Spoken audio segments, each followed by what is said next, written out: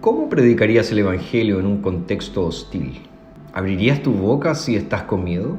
¿Qué dirías acerca de Cristo en medio de personas perversas, malvadas, corruptas?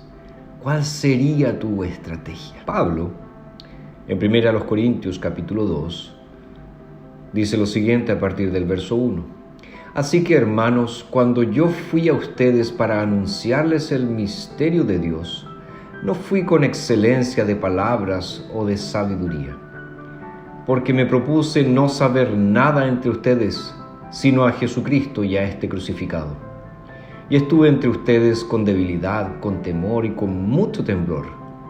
Ni mi mensaje ni mi predicación fueron con palabras persuasivas de sabiduría, sino con demostración del Espíritu y de poder, para que su fe no esté fundada en la sabiduría de hombres, sino en el poder de Dios. En este texto, Pablo se refiere a tres cosas principalmente: a la forma de su predicación, al contenido de su predicación y al propósito de su predicación. Hoy solo quiero enfocarme en la primera, en la forma de su predicación, en la forma de su mensaje. Pablo dice, así que, conectando obviamente con el verso anterior que dice, para que como está escrito, el que se gloría, gloríese en el Señor. Entonces, la comprensión de esta verdad, de que toda la gloria le pertenece a Cristo, determina la forma en cómo Él anunció el Evangelio. Pablo dice, así que, hermanos, cuando yo fui a ustedes para anunciarles, Él dice que Él anunció, que Él proclamó, y Él anunció ¿qué cosa? El misterio de Dios. Fíjense, Pablo se está presentando aquí como un anunciador, como un proclamador, como un predicador del misterio de Dios, es decir, del Evangelio. Su misión era anunciar en voz alta el Evangelio para que fuese notorio a todos lo que Dios había hecho en Cristo Jesús. Ahora es interesante que Pablo califique aquí al Evangelio como misterio. ¿Por qué Pablo dice que el Evangelio es un misterio?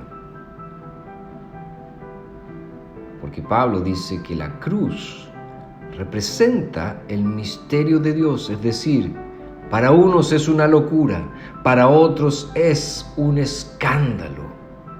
De allí entonces que el verdadero significado del Evangelio permanece oculto para el incrédulo, pero para el creyente es sabiduría de Dios y poder de Dios. Y yo te pregunto, ¿no es ciertamente la cruz un misterio para aquellos que no creen? ¿No es la cruz para los incrédulos una locura? ¿No es la cruz para el incrédulo algo que carece de significado, algo que carece de importancia? ¿Y no es, al contrario, para nosotros los creyentes el motivo de nuestra gloria? Pablo entonces se presenta como un proclamador, como un predicador, como un anunciador de este Evangelio de la gloria de Dios que nos habla de Cristo y este crucificado. Ahora, ¿cómo Pablo entonces anunció este Evangelio? ¿Cómo lo hizo allí en Corintio? Bueno, él lo dice. En primer lugar, lo hizo sin grandilocuencia. Dice, no con palabras persuasivas, no con superioridad de palabras. También dice que lo hizo sin tecnicismos, es decir, él no quiso demostrar ningún tipo de superioridad de conocimiento.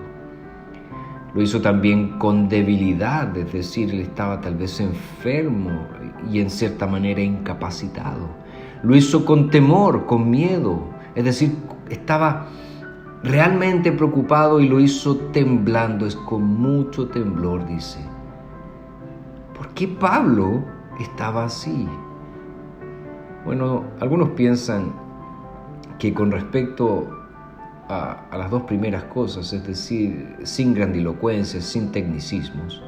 Antes de llegar a Corinto, Pablo había pasado por Atenas, que era el seno, la cuna del saber en Grecia. Y allí estaban las grandes escuelas filosóficas donde los maestros que hacían exhibían su conocimiento. Estas mentes filosóficas demostraban su saber por las palabras que ocupaban y alardeaban de su conocimiento. Y Pablo entonces decidió no caer en este juego grosero del orgullo humano. Su mensaje fue simple, su mensaje fue directo.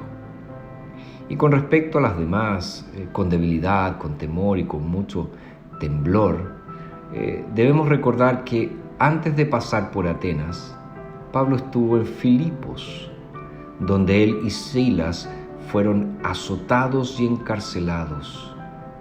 De hecho, Lucas registra en el libro de los Hechos que fueron azotados mucho. Obviamente Pablo no era un superhombre. Seguramente aún estaba herido por causa de los azotes que recibió cuando llegó a Corinto. Además, por el hecho de conocer la mala fama que tenía esta ciudad, no es extraño pensar de que Pablo estaba con miedo. Tal vez él pensaba, ¿será que nuevamente seré brutalmente azotado aquí?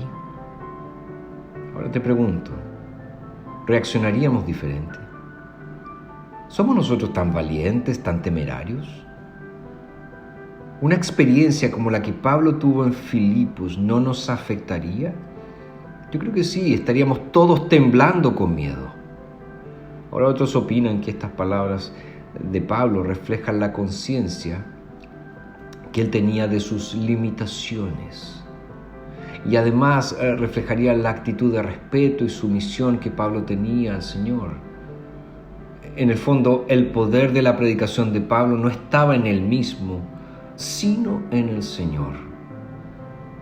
Ahora, sea cual sea la interpretación que sigamos, una cosa es evidente de este texto.